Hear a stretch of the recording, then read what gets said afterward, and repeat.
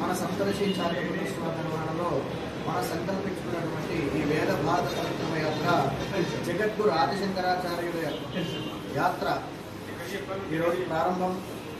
మన సప్తర్షి వేద పాఠశాలలో పండిత సత్కారం చేసుకుని తదుపరి సింహాచలం దేవస్థానంలో స్వామివారికి అనుగ్రహం తీసుకుని దాని తర్వాత మన శారదాపీఠం విశాఖ శారదాపీఠం అయినటువంటి శ్రీ శ్రీ శ్రీ స్వాత్మానందేంద్ర సరస్వతి స్వామివారి చేతుల మీదుగా ఈ యాత్రని మనం ప్రారంభించుకొని ఈ మొదటి రోజున మన తూర్పుగోదావరి ప్రముఖ పుణ్యక్షేత్రమైనటువంటి అన్నవరం దేవస్థానం శ్రీ రమాసేత వీర వెంకట సత్యనారాయణ స్వామివారి సన్నిధానంలో అయితే కాలాతీతం అవడం వల్ల ఆలయం మూసివేసింది.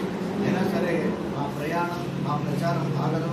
కాబట్టి స్వామివారి సన్నిధిలో ఉన్నటువంటి దాని నమూనాలో ఉన్నటువంటి దేవాలయం దగ్గర ఈరోజు వేదపాలయంతో ఈ వేద ప్రచారాన్ని మొట్టమొదటి రోజు ముగిస్తున్నాము. రేపు తూర్పుగోదావరిలో ఏకాదశి ఋతువులు ఉన్నటువంటి ఆ అమలాపురంలో ముక్కాముల ఇత్యాదులన్నీ కూడా పరిసరాల్లో ఉన్నటువంటి ఆ ఏకాదశి ఋతువుల్లో 11 నమ్మకాలతో 11 దేవాలయాల్లో వేద పారాయణ చేసుకుంటూ చతుర్వేద పారాయణ చేసుకుని మా నిత్యానుష్ఠానాలు మరియు దేవతార్చనలు పూర్తి చేసుకుని సాయంత్రం విజయవాడ చేరుకుంటాము. తదుపరి ఈ యొక్క కార్యక్రమ విశేషాలను కూడా మేము తెలియజేసుకుంటాము. జయ